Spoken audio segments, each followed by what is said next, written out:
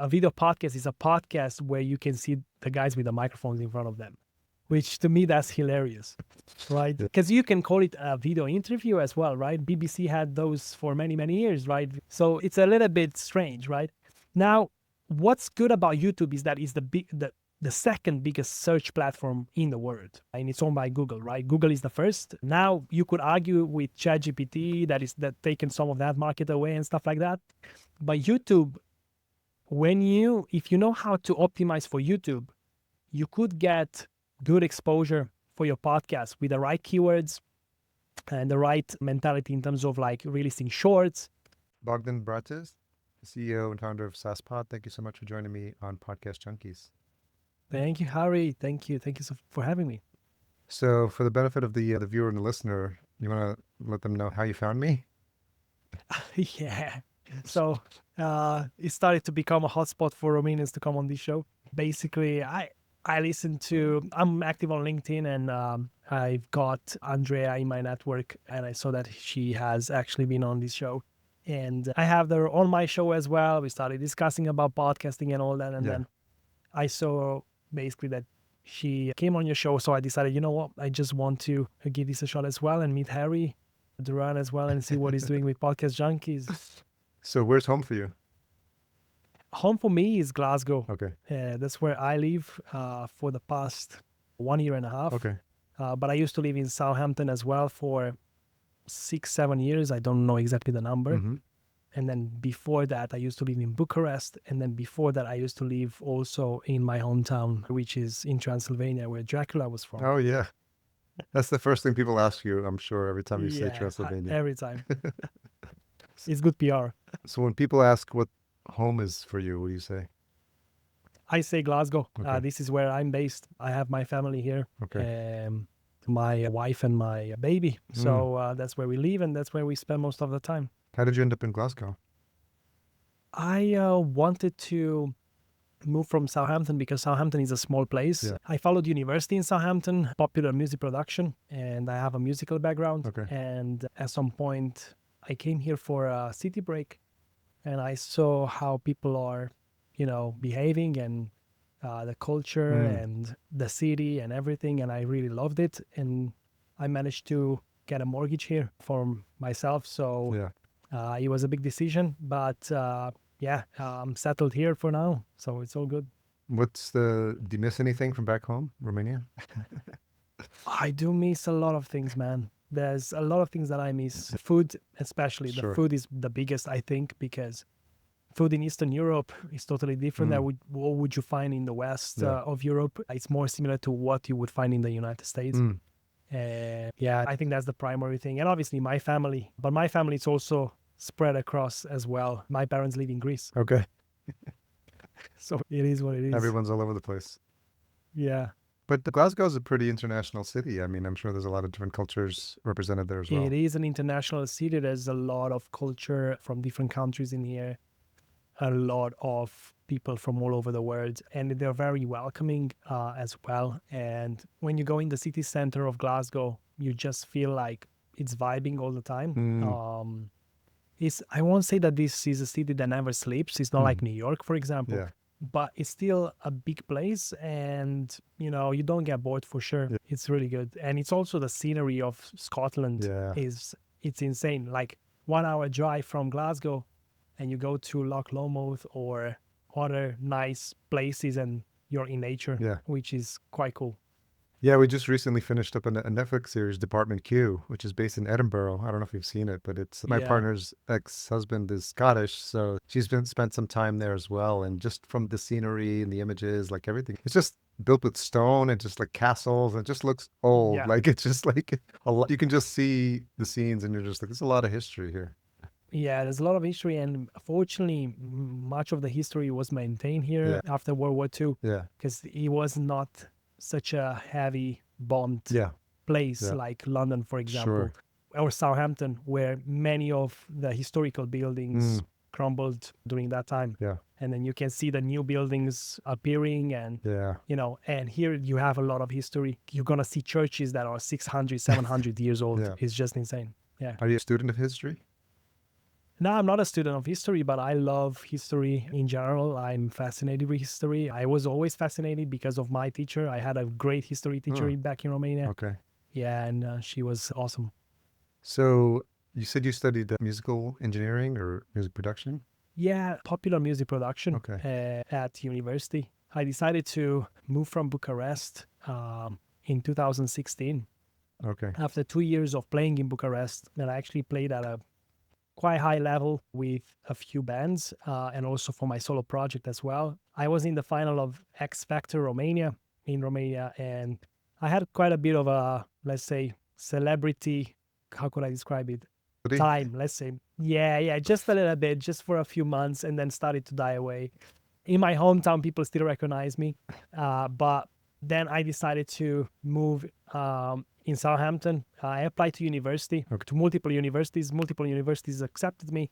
Southampton was one of those places which I thought there's gonna be a lot of sun, which Not so much. didn't happen. Not so much, because they say on Wikipedia when you go, they say that it's the sunniest place in the UK.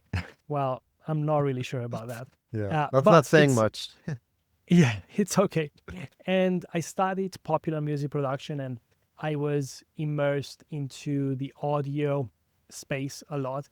I loved audio before Yeah. going to university because I was already producing music way before, but it was a reason for me to kind of like come abroad, and I wanted to study as well, and I wanted to see how the university life is in the UK, and I really enjoyed it for 3 years. And I learned a lot of things, not just audio. I also learned business. I learned how to speak English properly because when I moved, my English was, let's say, rough. Yeah. I still learn a lot every day, but I remember the first time when I went into the city center and I asked for some indications to a person. I wanted to find, I think, the shopping center or something. And I asked her, like, where is the shopping center? And she answered me and I couldn't understand a thing. And I said, what the heck is going on?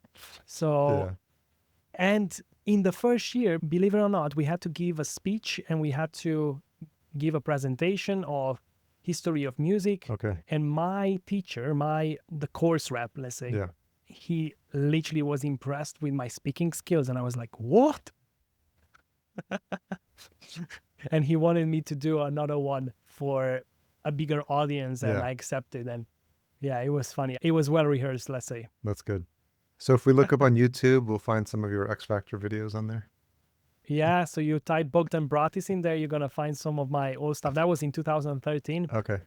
And it was a great time. It was a leap of faith to go there, Yeah. and I managed to get into the final. And yeah, What instruments do you play? I'm a singer, Okay. but I play piano as Okay. well professionally. I actually still play in a band here in Scotland, Okay. in Aberdeen. The band is called Glitz Band, Yeah. and they play weddings and function events. And I join them with the keyboards on the weekend. I love doing that because that keeps me sane. Yeah.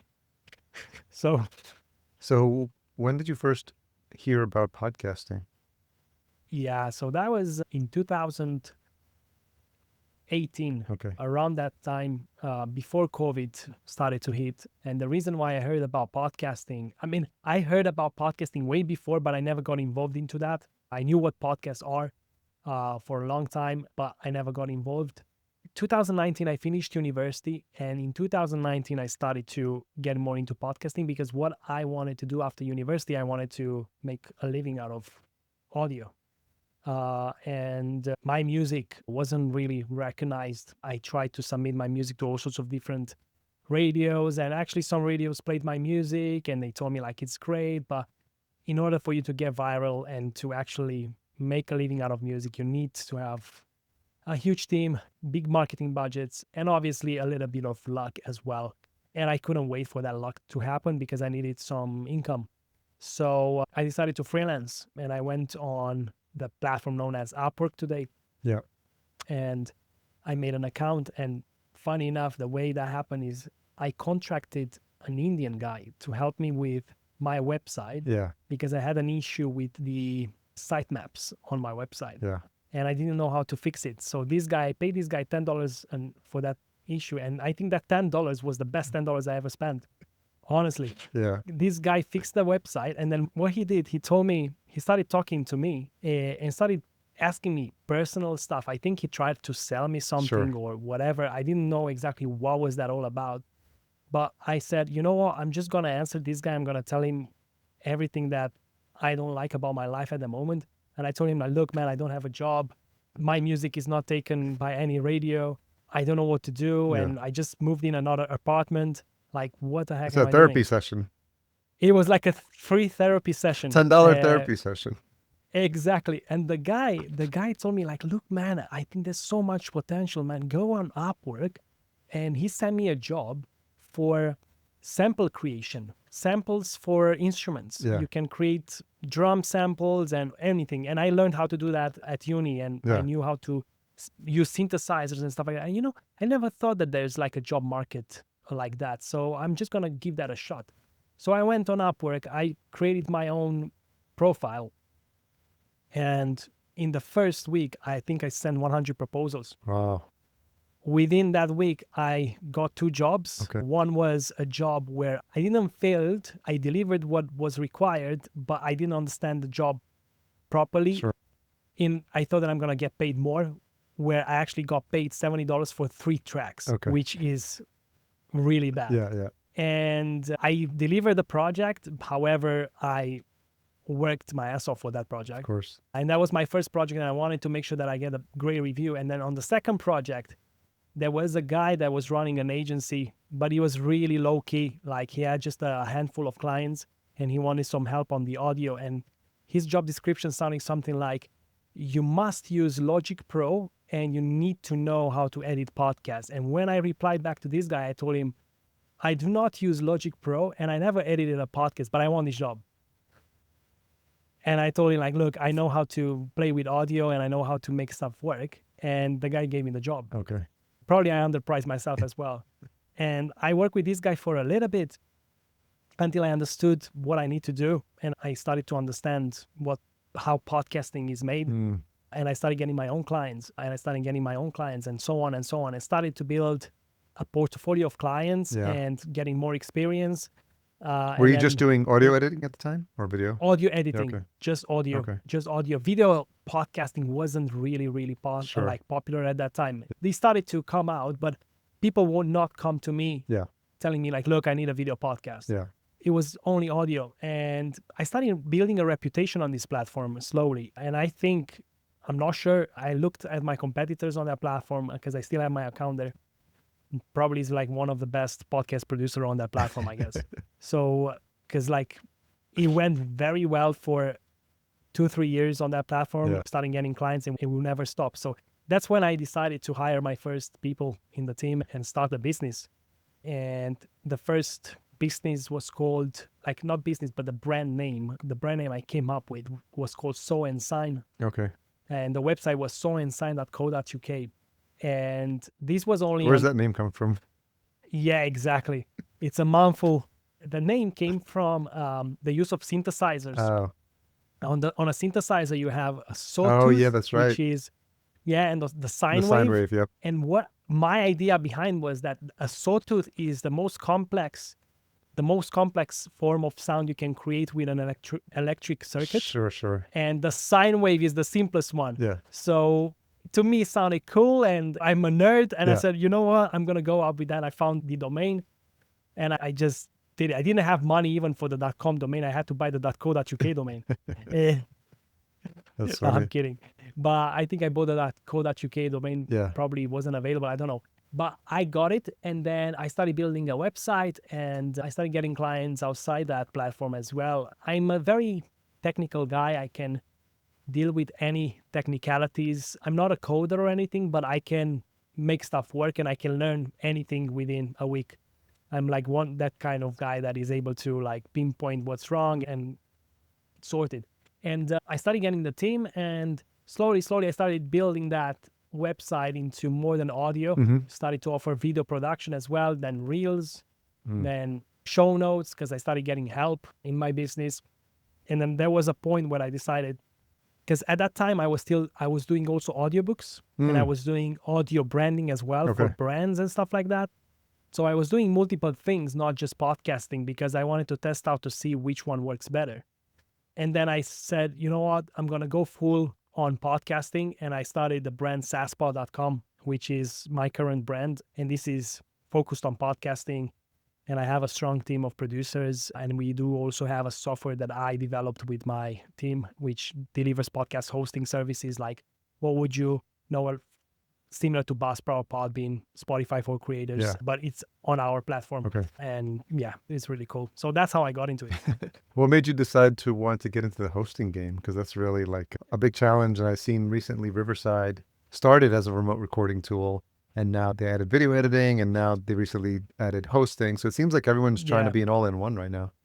Yeah, the hosting part, man, I tell you what's the issue with there. I wanted to get my own host, and that at that time when I developed the plan for the host, there was just Buzzsprout and Podbean really playing around, and a few other hosting companies that were smaller than that. And it's, I would say, like, for example, there's so many web hosting platforms, right? So you're going to find web hosting platforms everywhere. And I wanted that experience for my clients as well, where they would work with us on production and they would not need to go and upload their podcast on another platform such as Buzzsprout or Podbean or whatever. We would have our support help them out with distributing the podcast or even manage the podcast for them from our software. So I wanted an all-in-one solution. And it's something that also provides a little bit of future for the business, because you can then integrate AI tools, you can integrate all sorts of different creation tools. So it gives you a little bit of a, not just an agency, but a SaaS business as well, which creates a bit of passive income for the business. And yeah, so that's kind of like was my game when it comes to entering the podcast hosting service. It's a very competitive place. There's some huge players out there, including Spotify for podcasters. But I think no matter what hosting you choose, what matters at the end of the day is the type of show you create.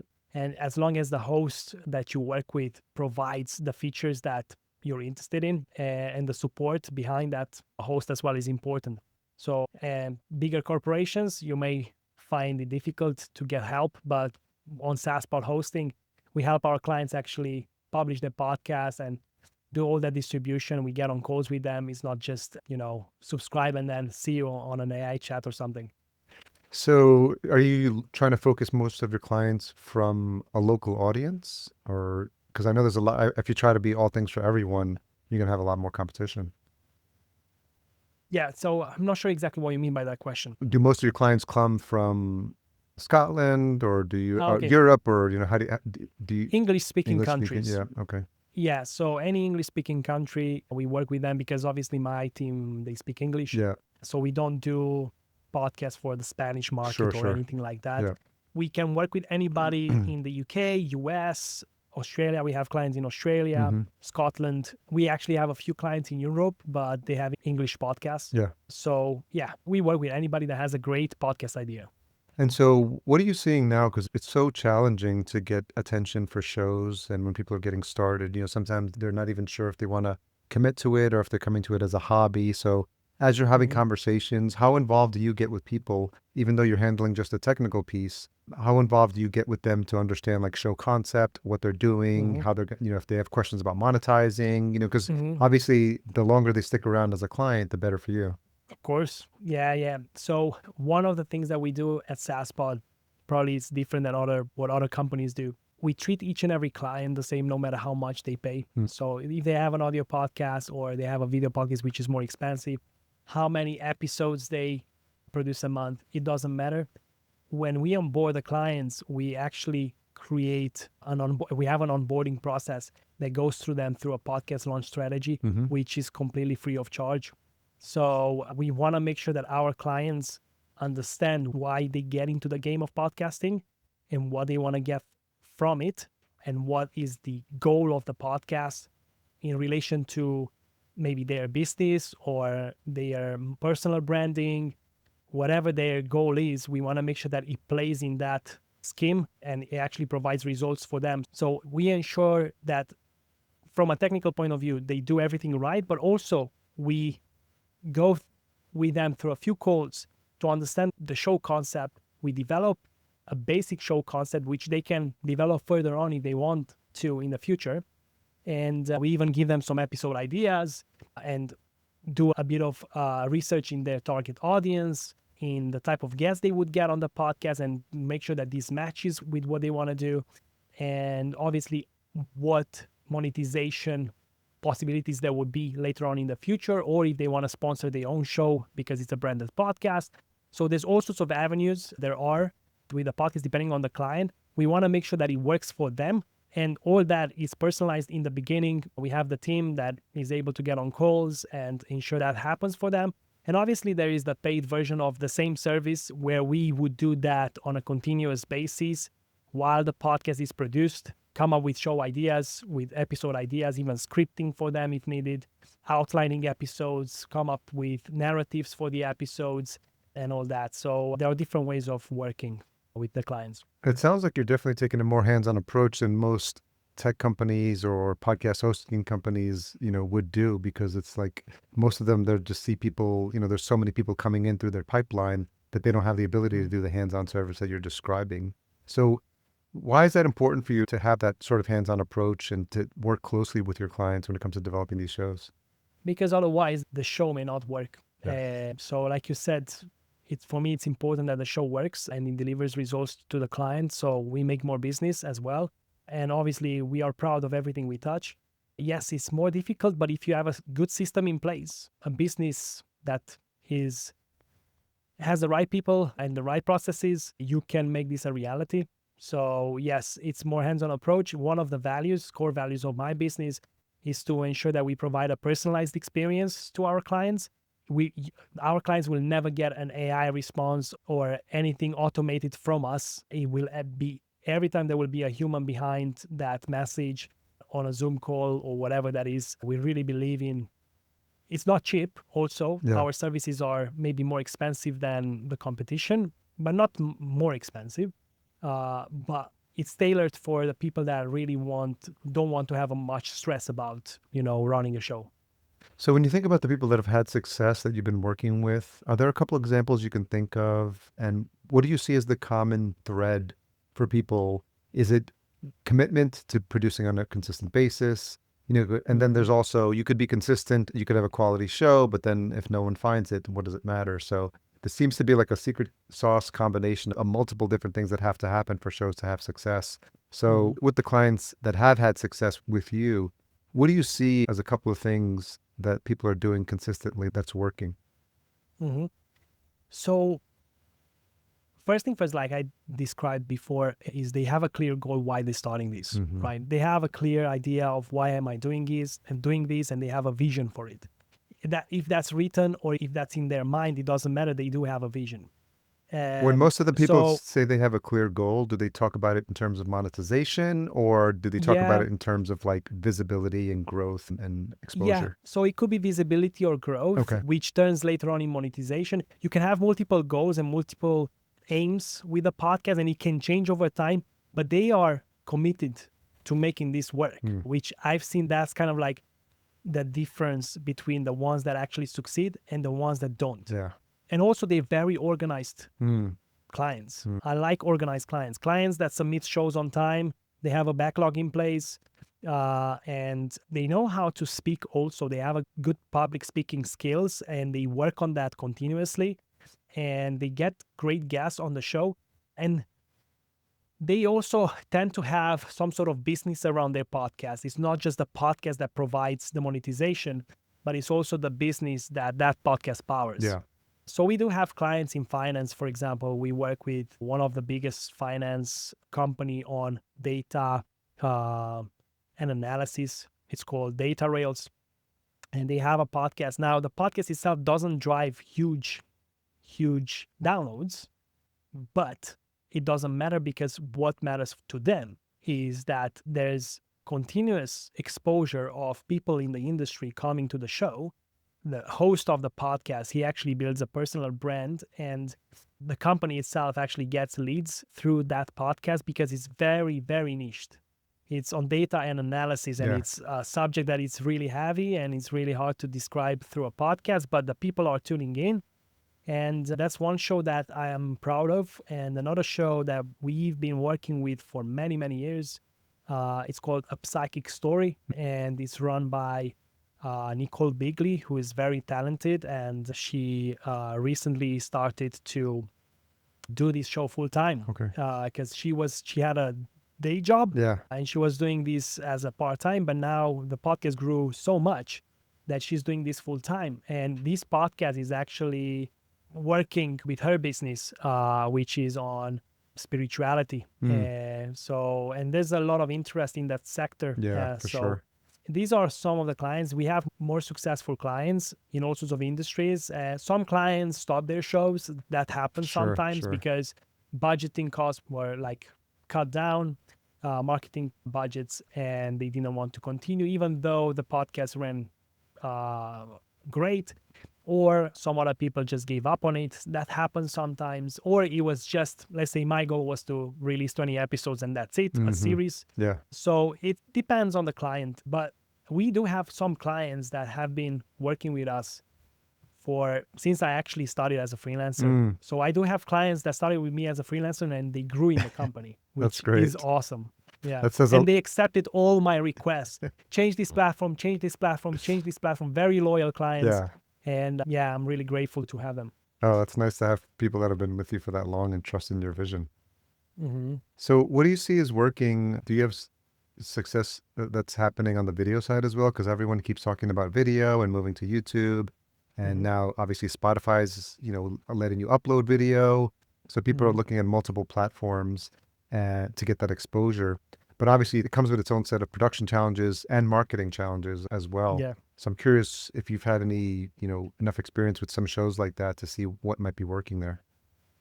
Yeah, so I'll just start from the end of your question. It's more expensive to produce a video podcast for sure. Yeah. And the return on investment, depending on your audience, may not be worth it, right? An audio podcast is as good as a video podcast if done right. Now, I do produce my podcast called The Pod Files, and I do it video as well because I afford to do it. But I think the benefits of running a video podcast, and what is a podcast anymore, right? I talked with James Cridland on my show. Oh, yeah. And he said something awesome. He said, a video podcast is a podcast where you can see the guys with the microphones in front of them, which to me, that's hilarious, right? Because you can call it a video interview as well, right? BBC had those for many, many years, right? So it's a little bit strange, right? Now, what's good about YouTube is that it's the second biggest search platform in the world, and it's owned by Google, right? Google is the first. Now you could argue with ChatGPT that taken some of that market away and stuff like that. But YouTube, if you know how to optimize for YouTube, you could get good exposure for your podcast with the right keywords and the right mentality in terms of like releasing shorts.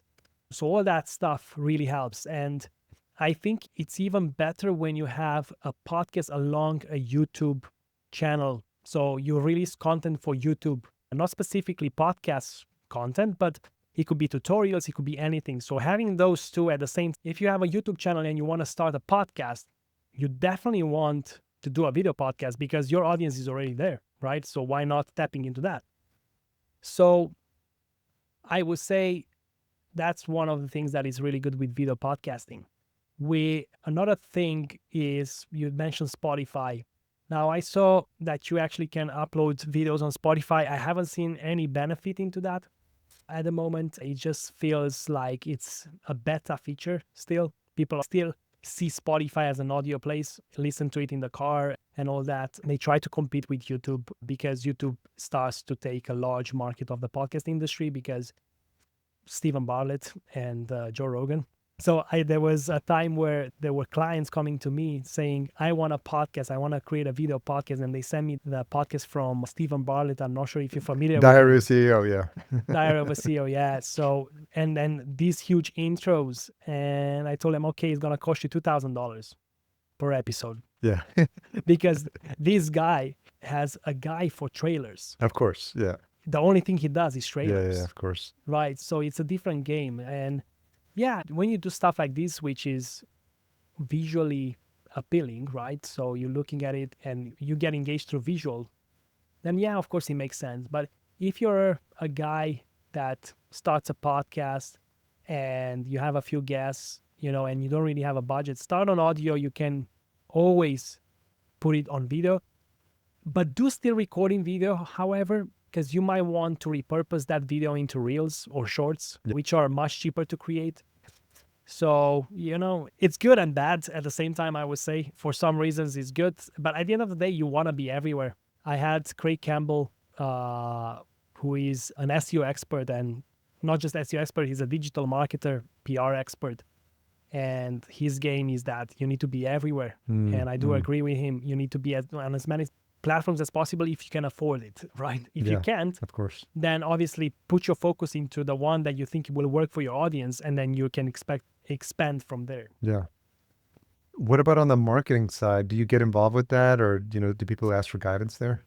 So for guidance, they ask for that a lot, and I can provide them guidance. However, the only person that could get involved in that in my team and help them out physically, like doing the job for them, would be me, because I've been toying with marketing and I have a lot of knowledge in marketing, not just on podcasting, but other things as well.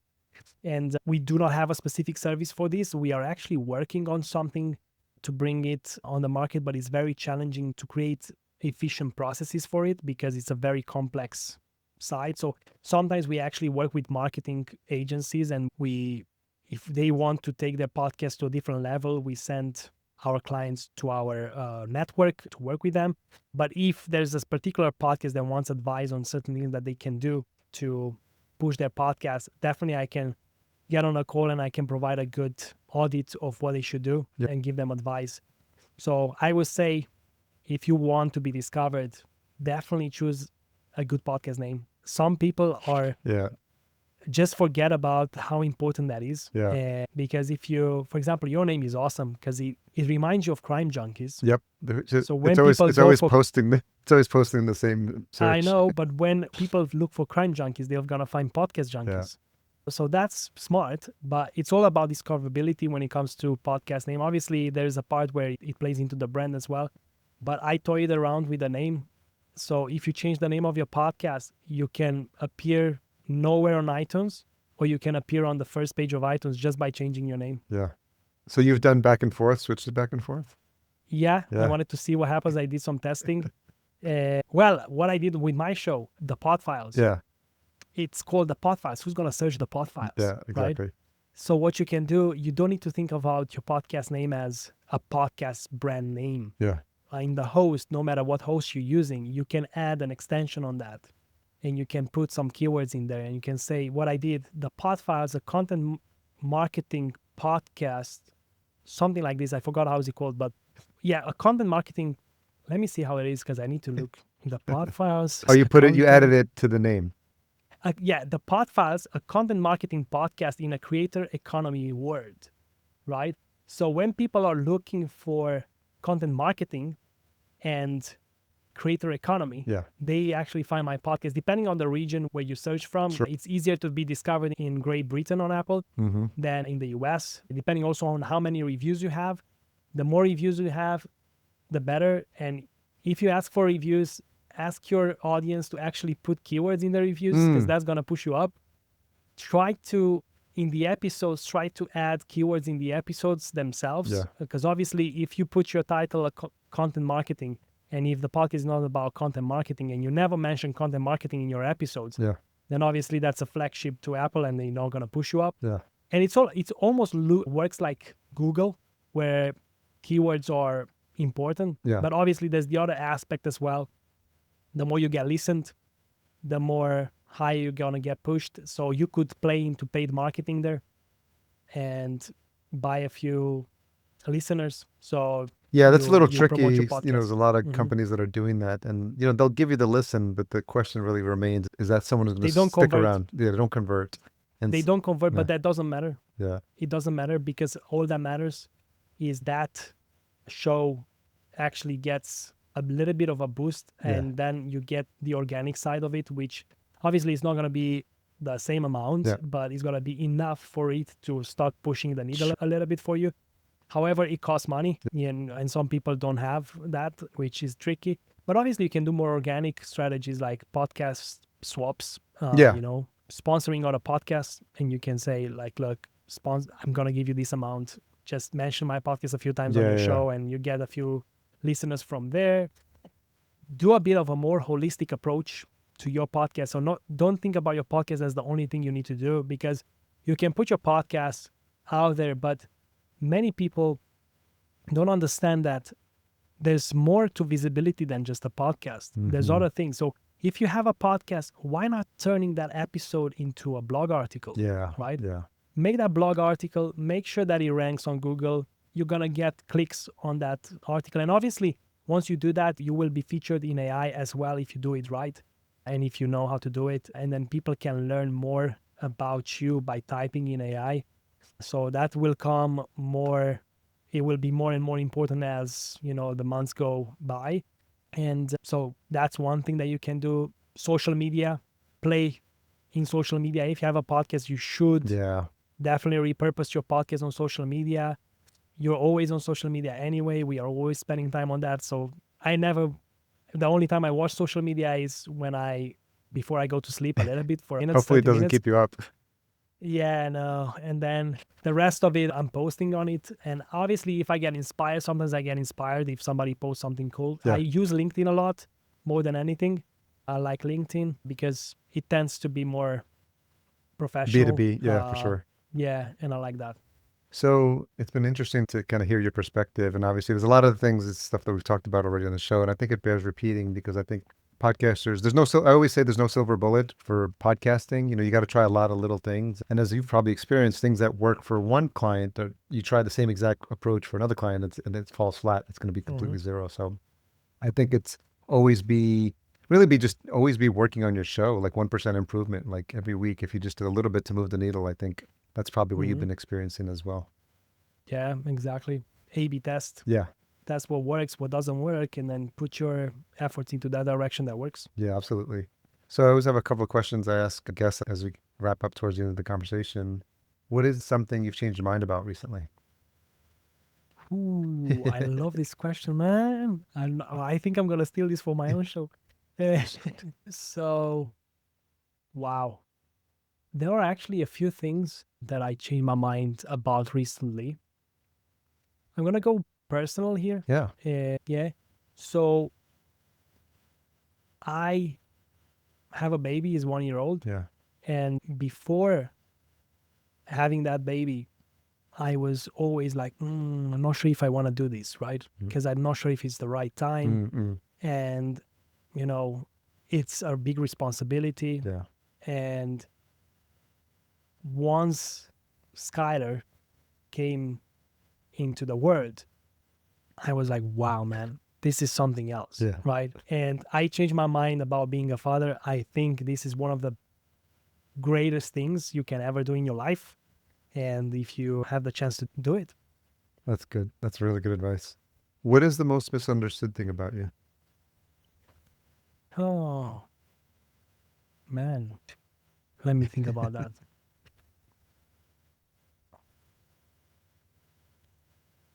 I have no idea, man. I'm quite straightforward. I'm a straightforward person, so people do understand what I'm about. But maybe sometimes, let's say, some people believe that I have a lot of time when I don't. Interesting. Right? And some people are maybe playing into that time a little bit. Not to say that I don't value, having people reach out and stuff like that. But there's people out there that do not understand that you have a life as well. And, they are buzzing you and, and they think that you're always, on call. If you're doing podcasting or you have your own business, you definitely should have a lot of free time. And I'm like, no, man, it's one of the hardest jobs you can get, It's man. the opposite. It's like 24 hours. Yeah, having been an entrepreneur since probably 20, when I started the show, so 2014, 2015, it's definitely not for the faint of heart. And people start businesses to get more free time. That's wrong, man. No, that's a joke. Yeah, it never turns off as an entrepreneur, because you're always thinking. Yeah, especially if you're that guy that is never stops, Yeah. and you want to do more and more. Yeah. You get a shiny object syndrome. So I've been trying to finish the projects I've already started before starting any new ones. So I can definitely relate Yeah. to that. So, well, Bogdan, thanks for connecting and just learning a little bit more about what you do. And, obviously seeing how other people are approaching the business of podcasting. And I think the advice that you had for podcasters and creators is extremely helpful. And it's something that bears repeating. And that's why I never get tired of having these conversations, because I think we need to look at podcasting from so many different angles and to see, again, and be reminded that what works for one person is not going to work for the other. So Yeah. I appreciate your perspective. And it sounds like you've had this journey coming through music, and maybe that wasn't the path that was meant for you, but all those skills that you learned, your music production obviously is related to sound and audio, and it kind of led you to this path. I started podcasting because I'm a DJ. Like, I love house music, and I've done DJing, and I did a little bit of electronic music production. So I was editing my first shows with Ableton Live. Wow. Yeah. I'm still editing audio shows on Cubase. On Cubase, that's funny. Okay. Yes, I'm using Cubase 10, and I learned how to, before this script and all the other tools that started to become more available for podcasters. Yeah.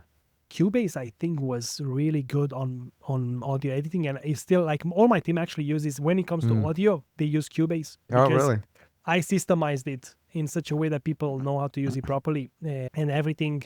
On video, we use DaVinci Resolve. We like DaVinci Resolve because it's quite a powerful tool. And actually, Fairlight, Haven't heard of that I'm not sure one. if you're familiar with that. Fairlight, it's actually one of the modules in DaVinci Resolve. Yeah. It's a full-on digital audio workstation. Okay. It has a few hiccups, but Yeah. I think one more year, and I think DaVinci is going to become a video/audio production tool. It's not going to be just video, it's not going to be just audio. We'll be Interesting. able to marry the two sides of production into one platform, and I think that's really powerful. Yeah. Yeah. Now we do audio on Hindenburg, and we do video on Descript. So yeah. That's awesome. Yeah. It's really good. So where's the best place for folks to connect with you if they want to learn more? So the best to connect with me, I'm always everywhere online. So if you type my name on Google, you'll find me. Yeah. But if you want to connect with me directly, you can even email me on contact@saspod.com, or you can go on LinkedIn, connect with me there, or you can go on my website. There's a calendar. You can book a call with me directly. I'm really open to talk with anybody that wants to talk to me in terms of podcasting and help out where I can. Yeah, that's how you can find me. Okay. We'll make sure all those links are in the show notes as well. And I guess they will find you because you're internet famous anyway. So they can. Not internet famous, but hey, I'm trying to be. Yeah. Why not? Yeah. Well, you got to start somewhere, and that must have been a nice experience to go through. So thanks again for your time. I really enjoyed our conversation. Thank you, Harry.